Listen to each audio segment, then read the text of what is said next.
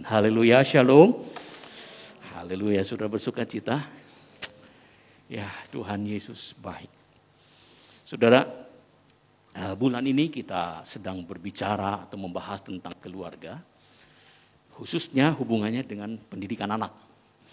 Dan hari ini saat kita akan belajar satu hal yang hadir dalam kehidupan kita, yaitu tentang komputer, internet, dan kehidupan kita. Nah, saudaraku, kita tahu bahwa hari-hari ini perubahan itu terjadi dengan begitu cepat sekali. Bahkan di dalam waktu 2000 tahun, sejak Tuhan Yesus lahir, kalender Masehi sampai 2021 ini, maka perubahan tercepat itu terjadi di dalam waktu 50 tahun terakhir saja. Yaitu ketika pertama kali komputer dan internet itu ditemukan. Dan setelah itu terjadi percepatan perubahan yang begitu hebat. Dan kalau kita bandingkan 50 tahun ini dibanding dengan 2000 tahun, itu sepertinya cuma 2,5%, saudara. Jadi 2,5% waktu terakhir ini perubahan begitu dahsyat, begitu hebat, mengalahkan 2000 tahun sebelumnya. Apa yang kita lihat sebenarnya ini sebuah perubahan karena ditemukannya yaitu komputer dan internet. Dan ini merupakan titik awal dari perubahan yang sangat besar. Segala hal terjadi, perubahan dalam segala hal terjadi saat ini. Dalam bidang ekonomi, dalam bidang keuangan, bisnis, interaksi antar kita pun berubah dengan begitu drastis dalam waktu akhir-akhir ini. Bahkan mungkin ya kita rasakan dalam waktu 5 tahun terakhir saja terjadi perubahan-perubahan yang begitu hebat di handphone kita misalnya. Begitu luar biasa. Nah, kalau misalnya seorang yang lahir ya baru usianya mungkin belasan, mungkin tidak terlalu mengerti apa perubahan yang terjadi sebenarnya apa. Rasanya biasa aja kok. Tapi untuk kita yang usianya 50 tahunan, terasa perubahan itu begitu luar biasa. Kita tidak lagi lompat tali sekarang. Ya, dulu kita masih baren, saudara tahu apa itu baren, tapi anak-anak muda mungkin nggak tahu apa itu yang dimaksud dengan istilah-istilah yang aneh-aneh itu. Tetapi kami yang sudah berusia 50 tahun ke atas tahu apa artinya perubahan yang begitu hebat di dalam waktu yang terakhir ini. Begitu cepat. Dan internet itu menghapus jarak dan waktu. Jarak dan waktu yang begitu jauh sebelumnya, begitu susah sebelumnya, sekarang tidak ada lagi menjadi masalah. Sekarang kalau Kopian mau telepon dengan anaknya di Singapura, Nggak perlu susah. Kalau dulu, waduh saudaraku, ya kan 20 tahun yang lalu itu ketemu telepon ke Hong Kong, ke Singapura itu luar biasa mahal dan susahnya. Sekarang ini pandang-pandangan wajah free, gratis, gampang. Dan itu terjadi dengan begitu cepat sekali. Itu perubahan yang sangat besar karena mengubah batas jarak dan batas waktu. Semuanya diselesaikan dengan komputer. Dan perubahan ini akan semakin cepat terjadi. Dalam waktu 10 tahun terakhir, perubahan percepatan begitu hebat. Dan ke depan ini akan terjadi percepatan perubahan yang semakin hebat lagi. Kenapa demikian? Kita lihat di Indonesia sekarang ini sedang diuji coba internet generasi kelima. 5G.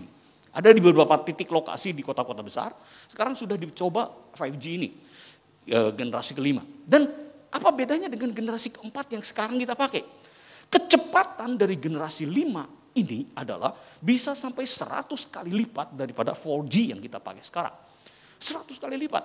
Kalau kita download sebuah materi misalnya, 2 giga ukurannya, maka dengan 4G bisa 2 jam, bisa 3 jam. Dengan 5G 2 menit selesai. Dan ini akan menjawab banyak sekali permasalahan yang dibutuhkan dan tantangan yang ada ketika 4G. Misalnya adalah sebuah teknologi yang akan berkembang ke depan, yang sudah dirancangkan ke depan, itu tidak bisa berjalan karena 4G. Muter terus di handphone kita, itu 4G. Tapi di 5G nanti tidak ada hal seperti itu, begitu cepat. Dan karena kecepatan yang meningkat seperti itu, maka perubahan pun akan terjadi lebih cepat lagi dibanding sebelumnya. Dan kemudian juga ditemukan artificial intelligence, yaitu kecerdasan buatan. Artinya adalah komputer itu dirancang sedemikian rupa sehingga bisa berpikir seperti manusia. bisa mengambil keputusan seperti seorang manusia. Sehingga tidak lagi dibutuhkan pemikiran seorang manusia, tetapi komputer akan melakukannya sendiri tanpa perlu disuruh, tanpa perlu di-enter. Dia jalan sendiri. Nah, contoh-contoh AI atau kecerdasan buatan yang simple adalah Google Maps misalnya. Kita nyetir, 200 meter belok kiri. Maklum kita lagi ngobrol, nggak dengar belok kiri, malah belok kanan. Ngambek gitu. Ngambek nggak itu si AI-nya? AI itu bukan kakaknya mami, bukan. Itu artificial intelligence, artinya ada kecerdasan buatan. Si AI-nya enggak, saudaraku, ketika salah belok, langsung si kecerdasan buatan itu, dia mikir, lah sekarang, dalam posisi yang salah ini, apa yang harus dilakukan? Dia hitung lagi semuanya, dengan internet, dengan satellite, dengan semuanya, dia hitung lagi, dan kemudian dia ngomong lagi, 300 meter ke depan, belok kiri. Di situasi yang sudah salah itu. Kenapa dia bisa begitu? Kenapa dia tidak ngomong seperti kita ngomong? Balik lagi. Enggak. Dia itu jalan ke depan, belok kiri. Dia sudah bisa ngitung. Dan kemudian dia ambil kesimpulan, dia ambil keputusan. 300 meter, belok kiri. Dan kita diperintah oleh keputusan dia. Itu kecerdasan buatan. Dan kecerdasan buatan yang seperti itu paling sederhana. Nantinya itu akan ada pengembangan kecerdasan buatan yang begitu hebat, sehingga nanti robot-robot akan diciptakan lebih bisa mengambil keputusan lebih cepat, lebih tepat dibandingkan seorang manusia. Dan mereka bisa berpikir, mengambil keputusan. Jadi satu kali tidak heran, kalau berapa puluh tahun yang akan datang atau mungkin lebih cepat dari itu, kita akan ketemu robot berjalan-jalan di depan sana, dan kita bisa bertegur sapa dengan mereka. Siapa tahu, kecerdasan buatan. Apalagi dengan ditemukannya nanoteknologi. Nanoteknologi itu membuat komputer untuk tugas besar, big data. Itu sebelumnya harus sebesar truk, sekarang hanya sebesar handphone. Dan ke depan nanti, setelah nanoteknologi berkembang lebih hebat lagi, kita akan melihat seakan-akan sebuah mujizat, keajaiban terjadi. Hal-hal yang tidak pernah kita bisa bayangkan. Kalau sekarang meeting melalui Zoom kan, yang kita lihat apa? Gambar. Kadang-kadang juga putus-putus dengan 4G. Dengan 5G itu akan selesai. Tetapi lebih dari itu, nanti akan kita lihat virtual reality. Dengan teknik-teknik yang seperti itu. Virtual reality kita bertemu dengan seseorang, tetapi orangnya nggak ada, tapi ada di depan kita. Dipancarkan dengan kamera tertentu, seakan-akan dia ada di depan kita dan kita meeting dengan dia. Padahal orangnya ada di New York sana. Dan perubahan-perubahan yang hebat itu akan terjadi semakin cepat. Dengan teknologi-teknologi yang ada sekarang ini, perubahan akan semakin terjadi cepat. Sehingga saudaraku, kalau kita melihat pembahasan ini 5 tahun yang akan datang, pada saat itu kita akan menilai, wah ini pembahasan kok kuno banget. Dalam 5 tahun ke depan, kita akan melihat perubahan yang sangat luar biasa besar. Dan kita tidak bisa memprediksi sebenarnya apa yang akan terjadi di depan nanti. Nah, ada satu hal lagi. Kalau kita pegang handphone, maka apa saja yang bisa kita perbuat dengan handphone? Hampir semua hal bisa kita lakukan dengan handphone. Kenapa? Ada sesuatu yang disebut dengan Internet of Things. Yaitu internet menghubungkan segala hal. Kita mau transfer uang, kita tidak perlu ke bank. Kita tinggal pijit, tiba-tiba uang kita pindah rekening ke rekening orang lain yang dituju. Tidak perlu, karena ada internet. Dan internet menghubungkan kita dengan orang lain. Dan juga bukan cuma keuangan, tetapi juga bisnis. Kita dulu butuh apa itu? Sebuah alat transportasi. Biasanya kita keluar. Kita pergi ke belokan, lihat ada tukang beca enggak? Gitu kan begitu. Kemudian lambai-lambai tangan, "Mang, ke sini." Gitu. Sekarang enggak perlu. Kita masih di kamar, kita setting, dan 5 menit kemudian tiba-tiba ada orang jemput kita. Internet of Things. Karena ada internet yang menghubungkan itu. Kemudian pekerjaan juga tidak lagi terbatas waktu, tidak lagi terbatas tempat. Kita bisa kerja tengah malam. Tidak ada namanya kantor tutup karena internet. Kita bisa work from home. Karena bisa dikerja di rumah, apapun bisa dikerja di rumah. Bahkan sekarang pemerintah sedang mencanangkan work from Bali. Waduh, kerja di Bali, padahal kantor pusatnya di Jakarta, kerjanya di Bali. Ada satu orang yang sudah kerja di Bali katanya, enak sekali katanya, bisa sambil mantai. Waduh, mantai, tahu mantai saudaraku? Berdiri di pantai, duduk di pantai, mantai sambil kerja. Nyaman sekali itu, work from Bali. Siapa tahu ada yang berminat. Dan ini membuat kita lihat internet itu membuat jarak dan waktu tidak ada jadi masalah lagi. Bahkan ada sebuah pemikiran bahwa nanti kantor yang ada itu tidak lagi dibutuhkan. Gedung-gedung tinggi perkantoran tidak lagi dibutuhkan. Semua orang kerja di rumah dengan internet. Digaji di rumah. Pernah ketemu dengan rekan kerja? Belum tentu. Karena mereka akan kerja di rumah. Bisa bayangkan itu? Internet of Things. Dan kemudian juga saudara, kalau kita lihat lebih sederhana, di rumah kita pun internet sekarang sudah bisa dipakai. Ada CCTV, gitu kan? Orang pergi ke mana dan dia bisa lihat rumahnya sedang apa di rumah. Kit-kit pergi ke Bandung belanja. Apakah di rumah ada yang belanja? Di toko ada yang belanja? Lihat saja internet, ada CCTV di situ. Menghubungkan hal itu juga. Dan kemudian ada kulkas diperintahkan oleh internet, ada vacuum cleaner diperintah oleh internet. Tinggal bawa handphone. Kita masih di hotel di Pangandaran, tinggal tik tiba-tiba vacuum cleaner membersihkan rumah. Di rumah kita. Dan ketika kita pulang, rumah sudah bersih. Internet of Things. Dan banyak hal yang sekarang ini sudah diatur dengan internet, dan itu yang akan atau bahkan sudah terjadi hari ini, tetapi akan terjadi peningkatan yang lebih hebat lagi. Nah, seperti tadi dikatakan bahwa kecerdasan buatan itu membuat komputer bisa mengambil kesimpulan sendiri, mengambil keputusan sendiri. Di mana komputernya? Di mana internetnya? Handphone. Nanti komputer akan berbentuk mobil. Mobil itu adalah internet. Mobil itu adalah komputer. Dan tidak perlu lagi sopir. Dia yang akan memutuskan, belok kiri 200 meter, dia yang akan putuskan.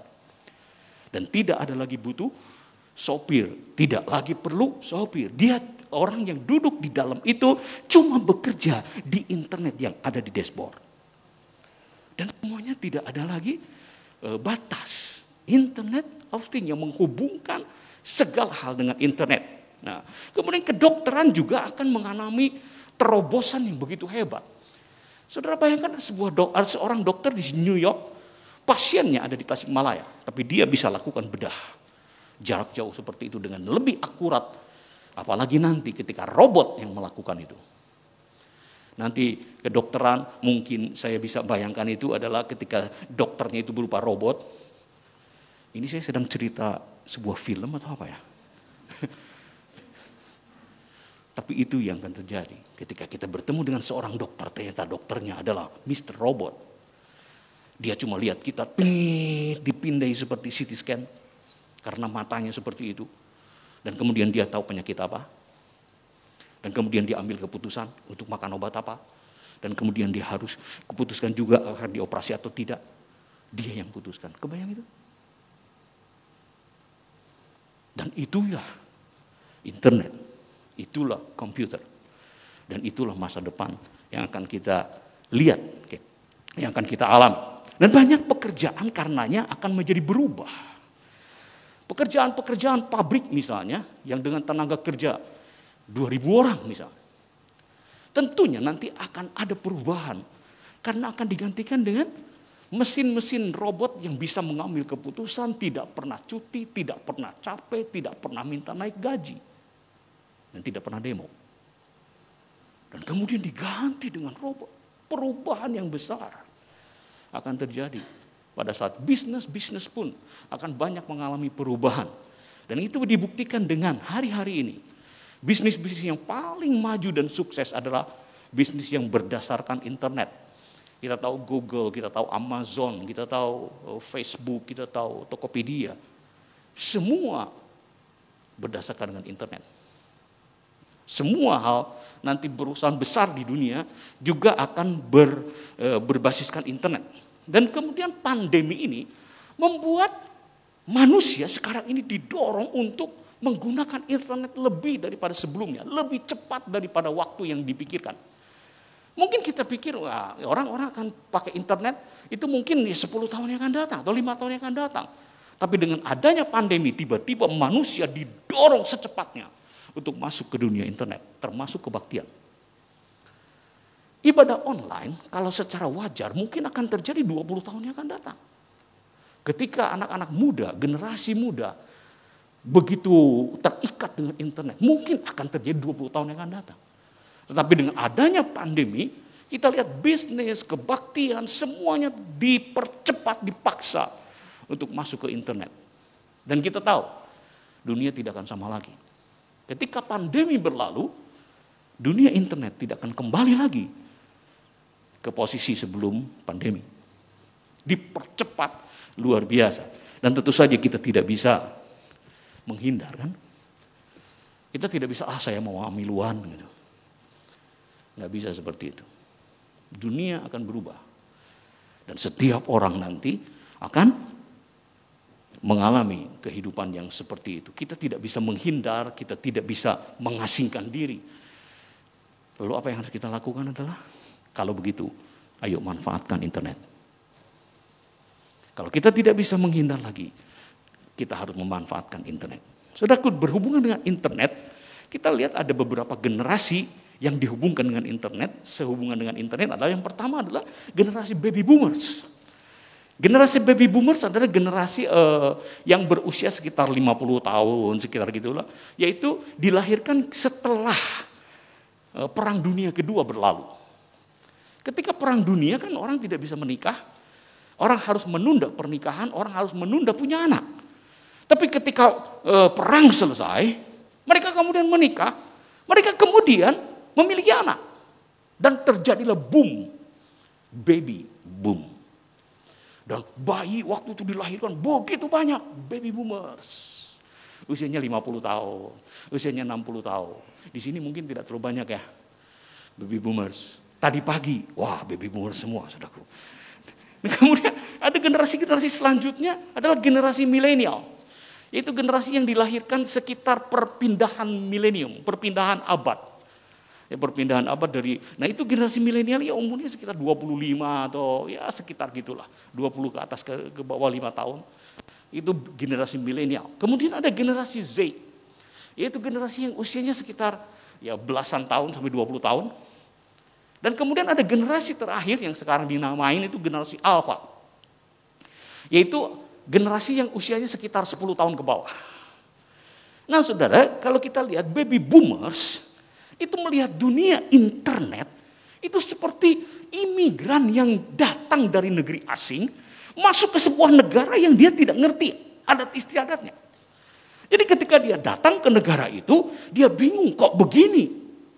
Sedangkan generasi milenial ke bawah itu adalah penduduk di negara itu. Nah saudara pernah nggak berpikir begini, kunaonnya, eta budak 8 tahun itu kok ngerti internet begitu cepat?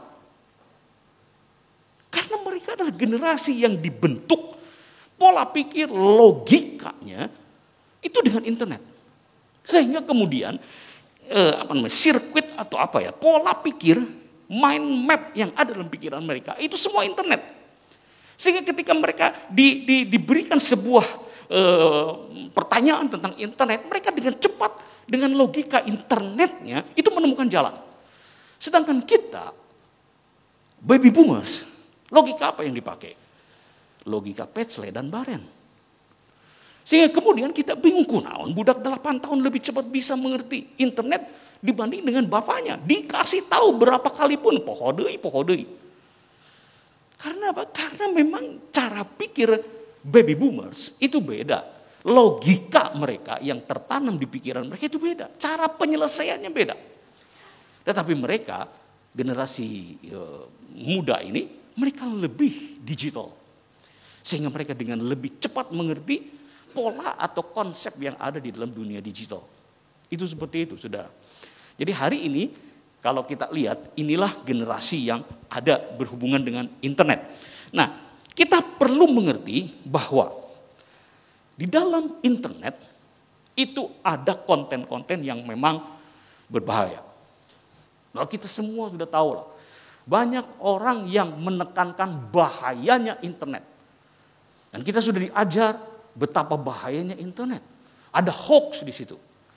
Ada berita-berita palsu, berita-berita fitnah, berita-berita yang bikin kekacauan, yang mempunyai intrik-intrik politik tertentu.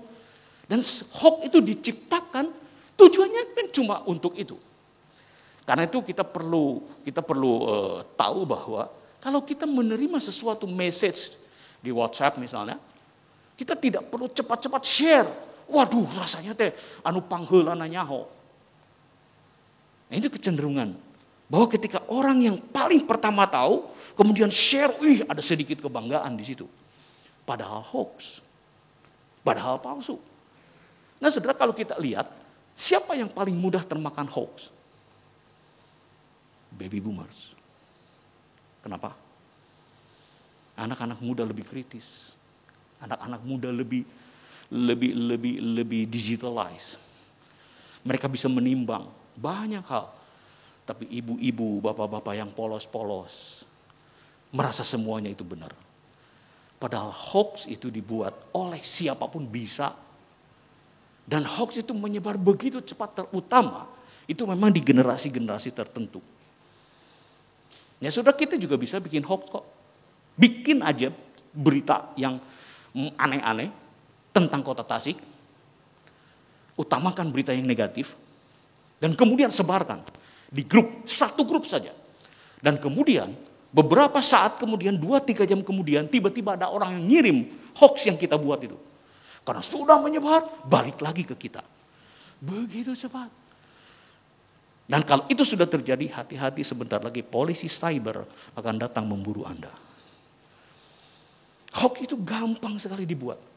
Dan karena itu kita tidak boleh terlalu cepat untuk mendeliver, untuk men-share hal-hal yang seperti itu. Ada virus COVID yang ternyata katanya bukan virus tapi bakteri. Macam-macam. Dan ketika orang, ternyata begini, padahal hoax. Dan dia cepat sebarkan kemana-mana. Dan ini yang perlu kita tahu, bahwa di dunia internet banyak hal yang semu dan palsu. Dan kita perlu mengerti, kita perlu tahu itu. Sebagai orang tua juga kita perlu tahu supaya anak-anak kita juga bisa dibentengi dari hal ini. Kemudian konten pornografi.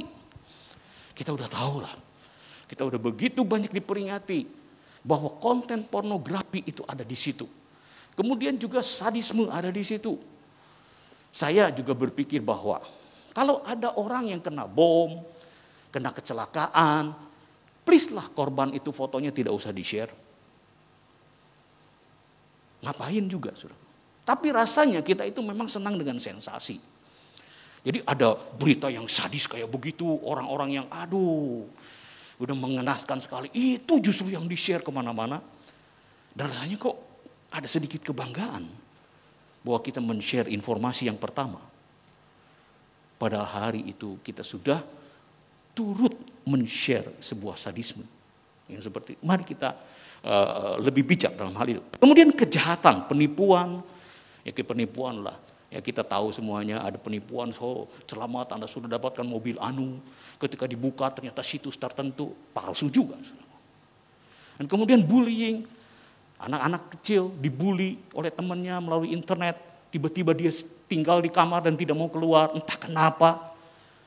Mungkin pada saat itu dia sedang dibully oleh teman-temannya. Kemudian predator. Predator adalah pemangsa dari anak-anak yang masih polos. Dirayu oleh orang yang tidak kenal di Facebook misalnya. Dan kemudian dia kena rayuan, hilang. Itu predator. Kemudian juga adalah faham yang menyimpang. Teroris, LGBT, banyak sekali di situ. Orang jadi teroris, cara meracik bom, lihat di internet. LGBT juga sama. Saudaraku, ketika saya membuat PowerPoint seperti ini, tentu saya saya search gambar kan. Saya search gambar dan saya lihat dari mana saja saya bisa dapat gambar. Kemudian tadi malam saya lihat ada sebuah situs dan saya lihat, ini share gambar nih. Saya cari dan ketika saya buka, Ternyata isinya LGBT semua, saudaraku. Eksplisit terbuka. Laki-laki sedang menikah dengan laki-laki, bawa balon kayak gitu, saudaraku. Aduh, perempuan dengan perempuan. Ya. Dan ini satu kenyataan bahwa itulah sampah dari internet. Itu ada di situ. Kemudian juga kecanduan. Internet atau banyak hal di internet itu memang diciptakan supaya kecanduan. Games tentu diciptakan supaya kecanduan. Makin lama makin penasaran, makin lama makin penasaran. Disuruh berhenti marah, saudara. Karena kecanduan dan keterikatan. Dan itu yang perlu kita sadari, benar-benar sadar. Apalagi kalau kita sedang kecanduan seperti itu, ingat aku sedang kecanduan. Dan kalau seperti itu akan lebih mudah untuk kita melepaskan diri. Tapi apabila kita tidak sadar, maka ketika ditegur oleh orang tua, maka dia akan marah. Tapi kalau dia sadar, aku sedang kecanduan, aku sedang terikat dengan hal ini, maka dia akan lebih sadar untuk melepaskan diri dari kecanduannya. Apapun yang ada di internet, banyak yang diciptakan untuk menjadi kecanduan. Juga film-film, film seri, serial kayak gitu kan, diciptakan supaya kecanduan. Kalau berhenti aja, waduh rasanya rugi, saudaraku. Rugi sekali. Dan sekarang ini ada kalau dapat apa itu, dapat kisah seperti itu kan rasanya, waduh penasaran, itu yang bikin kecanduan. Enak nggak sih dikasih spoiler? Oh ngambek, saudaraku. Tahu nggak nanti si itunya mati. Walah, kok kamu ngomong begitu sih? Tahu kan ketika film Avengers di launch, ada orang yang kasih spoiler. Nanti si ininya begini. Wah, digebukin tuh orang. Kamu bikin saya rugi. Kenapa? Saya kehilangan sensasi. Kita kan tegang. Aduh, setan apa yang mau kan begitu. Udah dikasih tahu duluan di depan. Ngambek nggak? Ngambek. Kenapa? Sensasinya hilang. Di situ kecanduan. Waduh, si itu nanti nikah dengan siapa ya? Waduh, si itu nanti gimana ya? Pak Emual. Dan kemudian pada saat itu tiba-tiba putus sampai berjumpa minggu depan. Kecanduan. Dan memang teknik digital itu akan diciptakan seperti itu. Dan kita perlu sangat aware. Kita perlu sangat sadar tentang hal itu. Dunia internet digital itu banyak hal seperti itu. Juga anak-anak muda kita, anak-anak generasi kita setelah kita itu perlu mengetahui banyak hal seperti itu di dalam dunia internet. Nah, orang tua. Apa sih yang harus dilakukan orang tua? Ya di sini sih banyak anak muda tapi nanti jadi tua juga, percayalah. Pertama-tama adalah pahami internet itu apa. Seperti tadi dikatakan bahwa orang tua, terutama baby boomers ke atas itu, melihat dunia internet itu seperti si kabayan masuk kota. Nggak tahu, itu aneh, segala macam wow gitu. Itu seperti orang yang pertama masuk ke Disneyland. Semuanya jadi aneh, semuanya menjadi ajaib. Dan kemudian kita banyak tidak tahu, kita dipimpin oleh seorang guide-nya anak kita, generasi Alpha. Nanya ini tahu, nanya itu tahu. Sedangkan kita cuma imigran yang tidak tahu apa-apa. Bingung semuanya. Tapi saudaraku, untuk kebutuhan membimbing anak-anak, kita perlu tahu apa konten atau potensi bahaya dan kesempatan yang ada di dalam internet. Seringkali kita cuma diberi informasi bahwa internet itu jelek dan berbahaya. Apakah kita pernah menerima informasi bahwa di internet pun terdapat berlian, di internet pun terdapat kesempatan-kesempatan yang luar biasa. Seringkali kita cuma menonjolkan hal yang jelek sehingga lupa bahwa internet membuka kesempatan, apalagi di masa yang akan datang. Ketika generasi selanjutnya itu harus bekerja, harus bisnis di dalam internet. Padahal di otak kita, internet itu jahat. Di sini kita perlu mengetahui internet itu seperti apa, isinya seperti apa, potensi jeleknya seperti apa. Tapi kesempatan-kesempatan yang ada juga seperti apa. Kita perlu mengetahui hal itu. Dan kemudian kita juga berkomunikasi dengan anak untuk apa yang mereka lihat, aktivitas mereka di internet. Kamu sedang apa? Saya sedang main game. Gamenya game apa namanya? Game anu. Kamu main dengan siapa? Oh, saya main dengan teman saya. Kamu kenal nggak teman itu? Enggak kenal. Loh, kok bisa main? Nah, ini pertanyaan baby boomers. Dan si anaknya, ya bisa tuh mah. Itu jawaban apa? Dan kemudian saudaraku kita tanya juga ceritanya tentang apa? Sehingga kita lebih banyak tahu. Sampai batas tertentu sampai anaknya, enggak semangat, aduh lihat mama saya ikut main. Nah, ya udah waktunya kita mundur saudaraku. Sampai besok datang lagi, nanya lagi, kenaon nak? Dan kemudian mulai tanya lagi, mulai belajar internet itu seperti apa. Ya, dan kita belajar kita mengenal, berkomunikasi dengan anak tentang aktivitas mereka di internet. Dan kemudian kalau ada informasi yang perlu disampaikan mereka, maka kita perlu menyampaikan bahaya internet itu seperti apa. Nah, ini mungkin akan disampaikan tepat kepada anak yang generasi alfa, bukan kepada milenial. Milenial umur 25 tahun. Dikasih tahu sama kita, KHD-nya di internet loba pornografi, si mama. Mereka pasti lebih tahu. Tapi untuk anak generasi alfa, mereka perlu dikasih tahu bahaya-bahaya internet. Jangan kontak dengan strangers, dengan orang-orang yang kamu tidak kenal. Dan hal-hal yang lain yang perlu dikasih tahu kepada mereka. Bahayanya dan juga potensi kesempatannya. Dan kamu bisa belajar loh di sini, kamu bisa belajar lain googling kayak begini. Kalau kamu tahu tidak tahu seperti hal ini, kamu kan bisa googling dan yang lain-lain. Kita beritahukan kepada mereka. Kemudian batasi waktu dan batasi tempat. Batasi waktu, main games, oke, 2 jam atau berapa jam. Kemudian belajar, kuliah sekarang online, daring. Ya. Dan itu kemudian kita ketahui berapa waktu yang mereka butuhkan. Dan juga tempat. Pokoknya di meja makan tidak. Di tempat tidur, no. Di kamar mandi, tidak. Karena di situ mereka tetap bawa handphone kan. Oke. Dan kemudian konten apa yang dilihat dan konten apa yang ditulis. Itu juga perlu untuk supaya kita tahu. Konten yang kita tulis itu akan ada di situ selama-lamanya. Saya sudah delete kok, tetap ada sudah jejak digital itu. Di memori utamanya itu tetap ada di situ walaupun kita delete di handphone kita. Karena itulah tulis hal-hal yang baik. Di Facebook, di Instagram, di Twitter, tulis hal-hal yang bagus.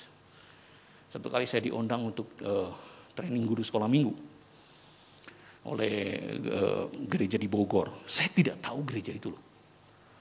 Tiba-tiba saya dipanggil, kok boleh enggak training guru sekolah minggu 3 hari di Bandung. Dia sendiri di Bogor, mereka sendiri di Bogor. Berapa orang? Sekian puluh orang. Anak sekolah minggunya 1.200-an. Lah, saya bicara apa? Kok bicara 3 hari? Sama siapa? Kok aja sendirian? Wah, kenal juga enggak? Saya tanya, kamu beresiko loh panggil saya. Kamu tidak kenal saya? Dan kemudian dia ngomong apa? Iya kok, tapi kan saya lihat Instagramnya Koko. Nah, saya lihat Twitternya, saya lihat Facebooknya. Bayangkan kalau ada anak muda nulis di situ. Emang lo aja yang bisa gitu, gue juga bisa. G bintang B L bintang K. Tanda seru 4.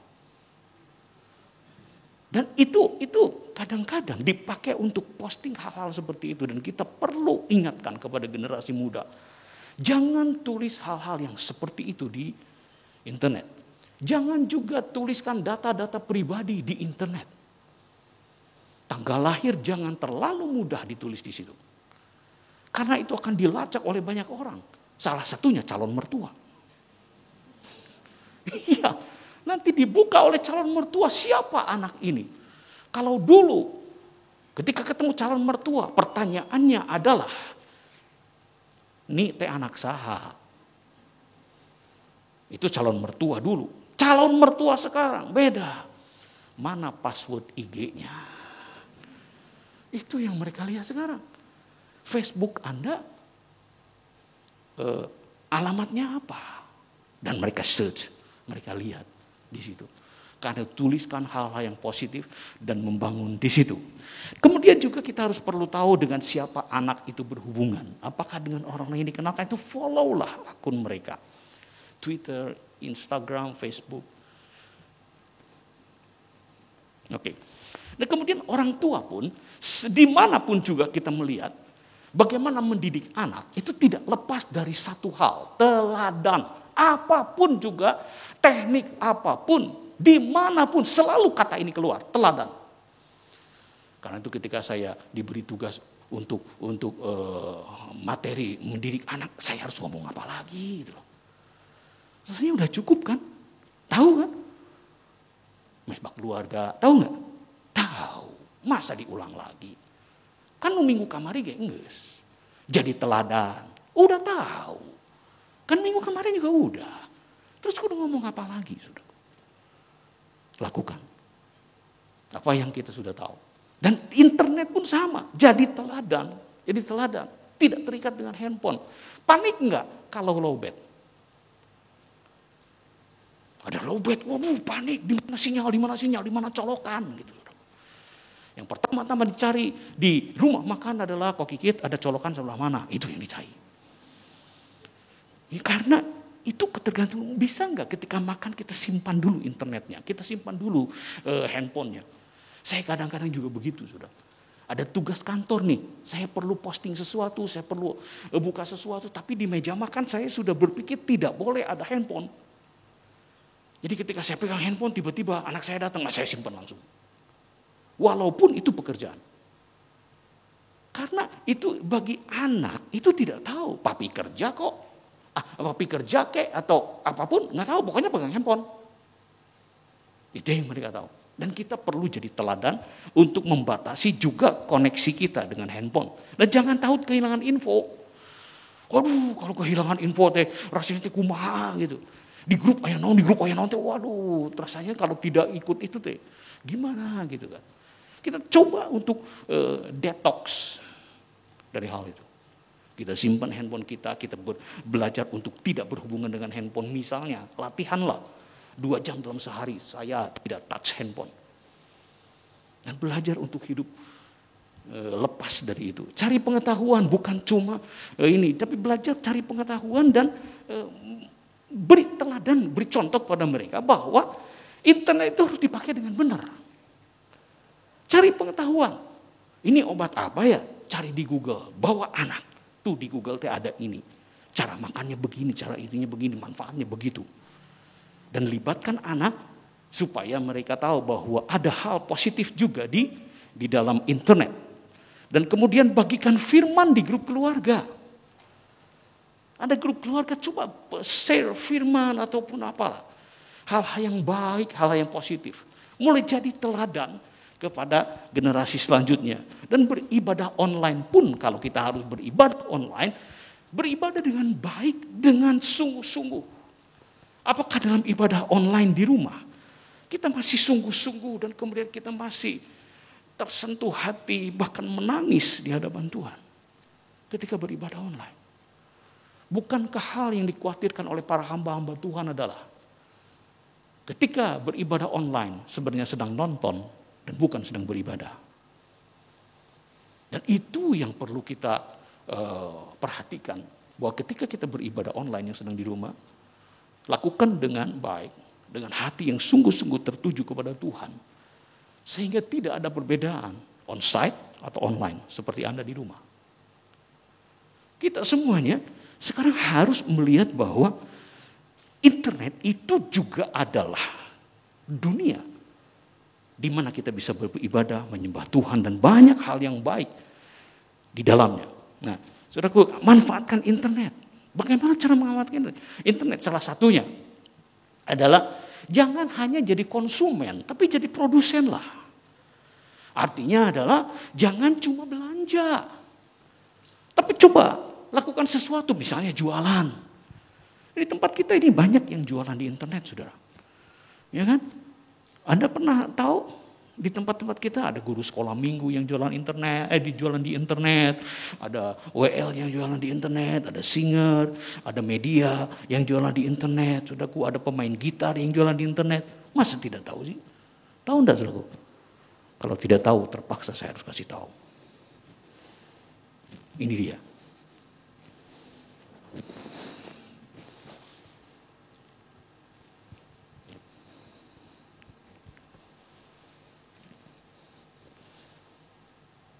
Anda harus tahu.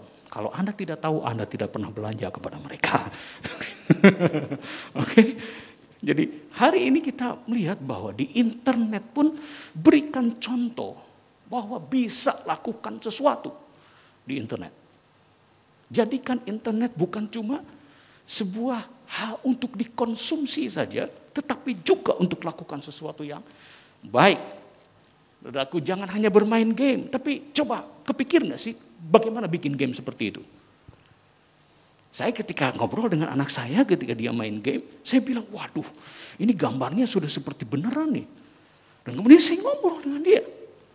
Bagaimana cara bikin gambar seperti itu? Bagaimana cara membuat game seperti itu? Mungkin yang baru, yang simpel-simpel. Tapi membuat mereka berpikir bukan cuma jadi konsumen, tapi belajar jadi produsen di situ.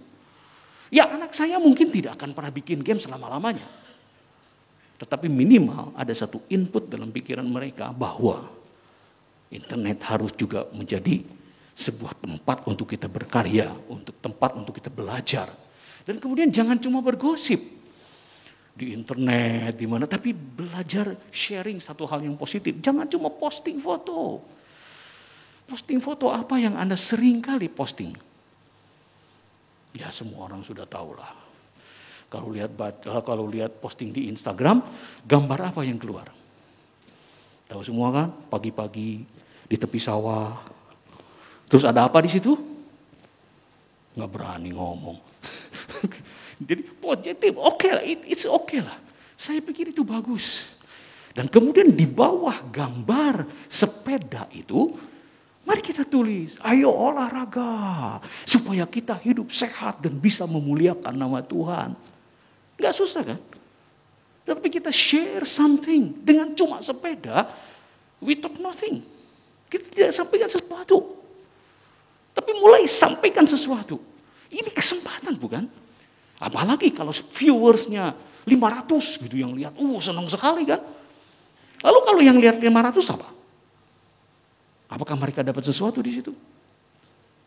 Yang nge-like-nya banyak. Terus dapat berapa? Dapat apa di situ? Mereka yang nge-like, mereka yang view, itu dapat apa di situ? Bukankah itu kesempatan buat kita share something positif? Berikan sesuatu yang positif di situ. Ayo, hatinya itu benar-benar mempunyai satu visi gitu untuk melihat kesempatan yang seperti itu. Bagikan sesuatu yang baik. Kemudian, jangan hanya nonton film, cari pengetahuan. Oke, dan jangan hanya bersosialita, bagikan tips bermanfaat. Bagaimana cara membuat ayam kecap dan yang lain-lain. Oke, dan saudaraku, ibadah online ini adalah kita harus memandangnya sebagai kesempatan yang sangat baik.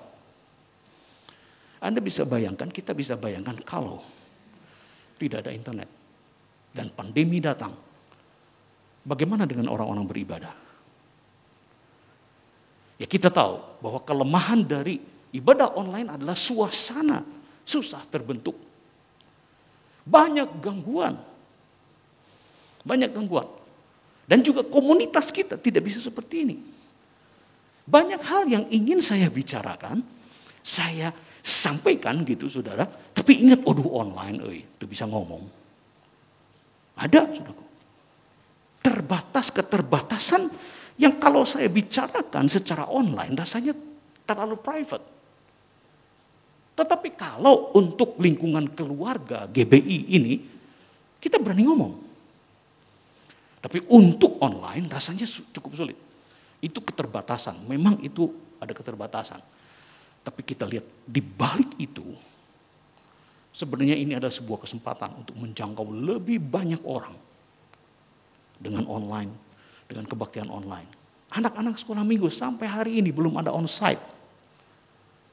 Bayangkan kalau tidak ada internet. Nah, kita melihat, saudaraku, kadang-kadang kita melihat internet itu cuma jahat. Dan kita perlu hati-hati memang dengan hal itu karena terlalu banyak. Seperti saya katakan tadi, LGBT ternyata begitu banyak di situ. Tapi kita juga harus melihat kesempatan-kesempatan yang ada di dalam internet ini. Kita bisa share banyak hal yang baik. Kita bisa share banyak hal yang bermanfaat. Manfaatkan semua fasilitas termasuk internet untuk dapat berkat. Ya, kita ikut kebaktian online, ibadah online di rumah. Jangan lupa untuk dapat berkat juga di situ. Dengarkan dengan benar, dengarkan dengan baik. Dan juga untuk share berkat melalui internet. Nah sekarang mana saudaraku yang lebih banyak di dalam internet, sampah atau berlian? Ternyata saudaraku konten sampah itu berserakan di mana-mana. Saya cari gambar aja yang saya bilang tadi. Waduh, gambarnya keluarnya sampah semua. Tapi ketika cari hal yang rohani, jumlahnya lebih terbatas. Dan kemudian saya berpikir kenapa? Mungkin karena kita menganggap internet itu jahat dan kita tidak mau mengisinya dengan hal-hal yang baik. Bukankah sebenarnya internet itu dibuka oleh seluruh manusia di bumi ini? Dan ini adalah kesempatan untuk kita share hal-hal yang sangat-sangat baik dan membangun. Jadi bagikan hal yang baik. Kita prihatin kalau kita lihat hal-hal yang jelek itu lebih banyak daripada hal yang baik di internet. Yang mungkin itu pemikirannya adalah karena kita menganggap internet itu jahat dan kita tidak mau terlalu terlibat di dalamnya. Dan kemudian dipakai oleh orang-orang sana. Mari hari ini kita berperan di situ.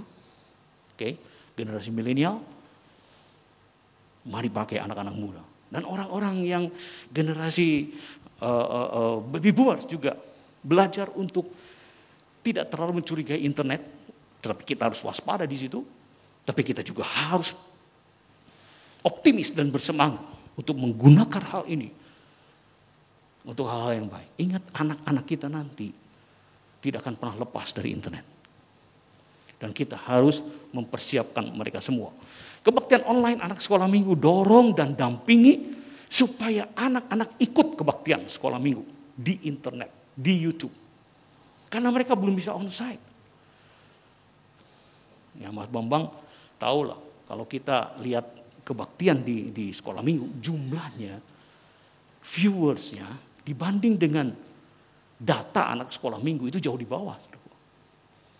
Artinya sekian puluh % anak-anak sekolah minggu itu tidak ikut kebaktian kemana-mana. Onsite belum ada, YouTube pun belum ikut.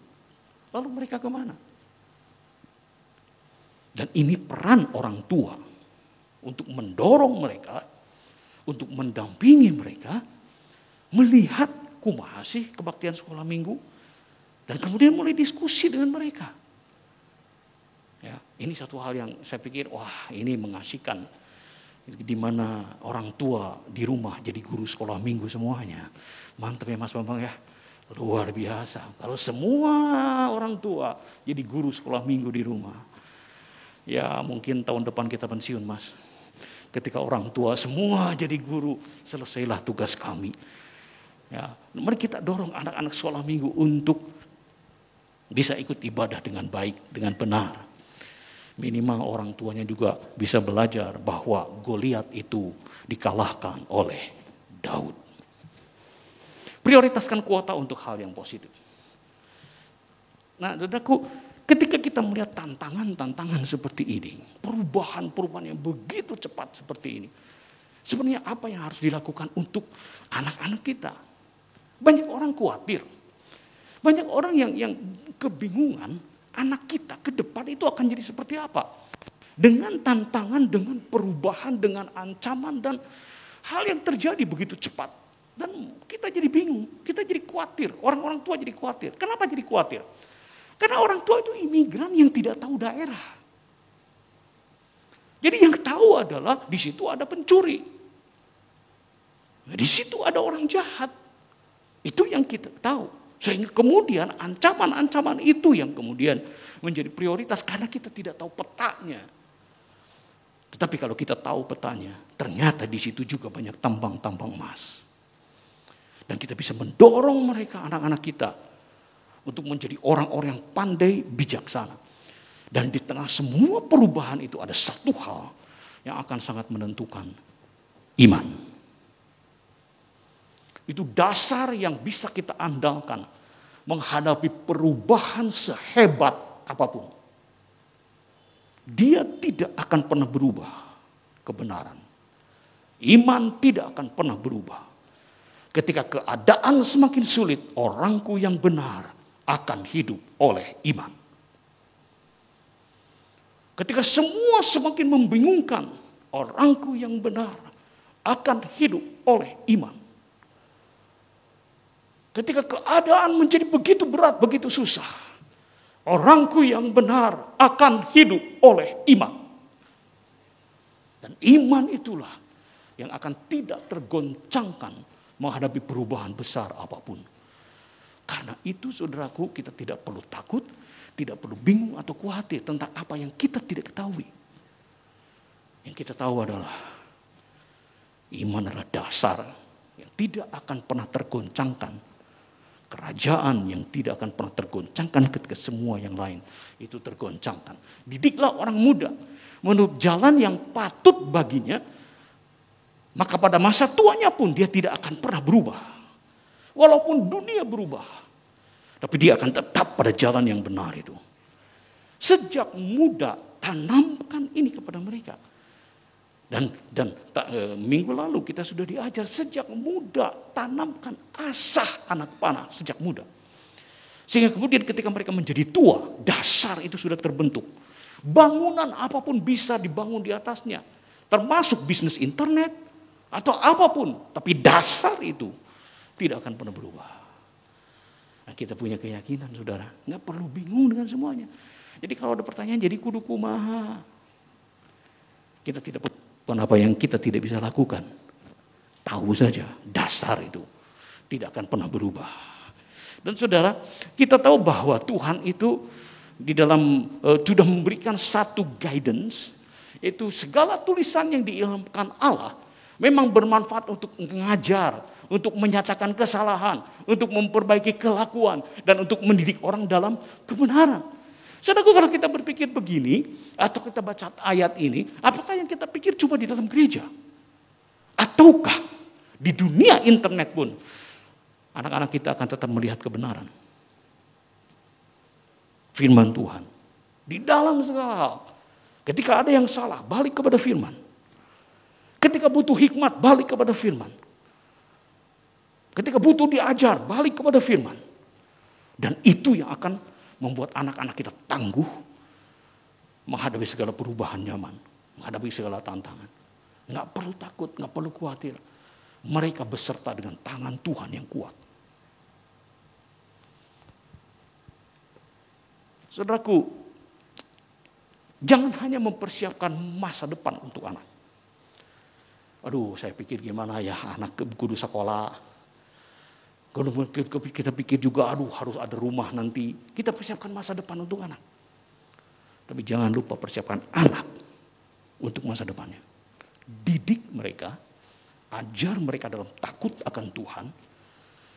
Supaya menghadapi goncangan apapun, mereka akan tetap teguh berdiri kuat, bahkan bersinar di dalam kemenangan.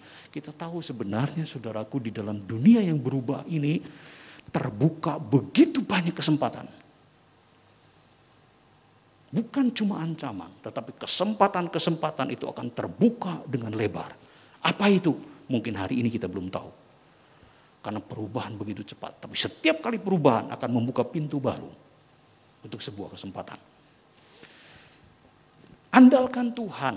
Tuhan memiliki rencana untuk kemuliaannya di setiap generasi. Tuhan itu kan tidak pernah kaget dengan perubahan yang terjadi. Apa Tuhan tidak tahu bahwa akan ada kecerdasan buatan?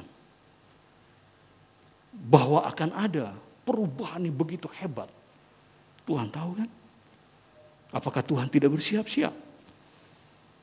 Tuhan pasti mempersiapkan setiap masa itu untuk ada kemuliaan bagi namanya.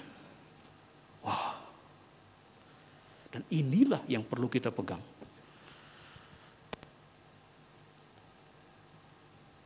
Yeremia 29 ayat 11. Sebab aku ini tahu rancangan-rancangan apa yang ada kepadaku mengenai kamu. Sampai kapan? Sampai internet belum ditemukan? No. Dia adalah Alfa dan Omega. Sampai hari terakhir, dia tahu. Ketika perubahan, dia tetap punya rancangan. Ketika perubahan terjadi, dia tetap punya rencana. Dan kita perlu tahu bahwa Tuhan itu punya rencana. Demikian firman Tuhan, yaitu rancangan damai sejahtera. Bukan rancangan kecelakaan. Dalam segala keadaan, kalau orang berdiri di atas firman, di atas iman, rancangan Tuhan buat dia adalah damai sejahtera dan bukan kecelakaan, untuk memberikan kepadamu hari depan yang penuh dengan harapan. Wow. Ketika dunia semakin hebat, ketika dunia semakin canggih, berubah dengan hebat, maka anak kita dijanjikan Tuhan, kau akan punya masa depan yang penuh dengan harapan. Andalkan Tuhan. Janji Tuhan itu bukan hanya untuk kita, tapi juga untuk anak-anak kita. Saudaraku, kapan ayat tadi, aku ini punya rencana, rancangan, aku tahu punya rancangan untuk kamu. Itu ayat untuk siapa sih? Seringkali kita hanya memikirkannya untuk diri sendiri. Percayalah, Tuhan punya rencana buat saya. Ingat, percaya enggak bahwa ayat itu pun adalah untuk mereka, anak-anak kita.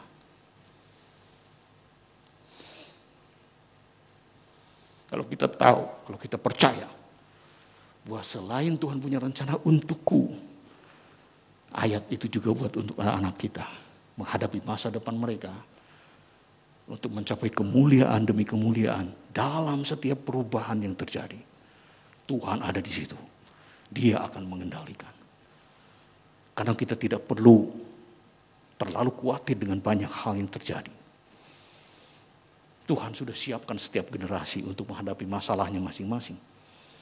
Dan setiap generasi, setiap waktu, pasti Tuhan sudah merancangkan kemuliaan bagi namanya. Itu tidak akan pernah berubah. Ada kemuliaan dalam setiap peristiwa, dalam setiap zaman yang terjadi. Amin.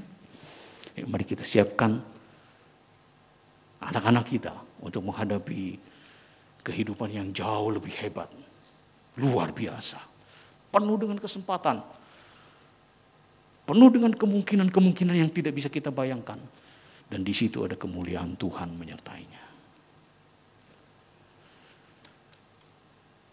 Amin. Yuk kita berdoa.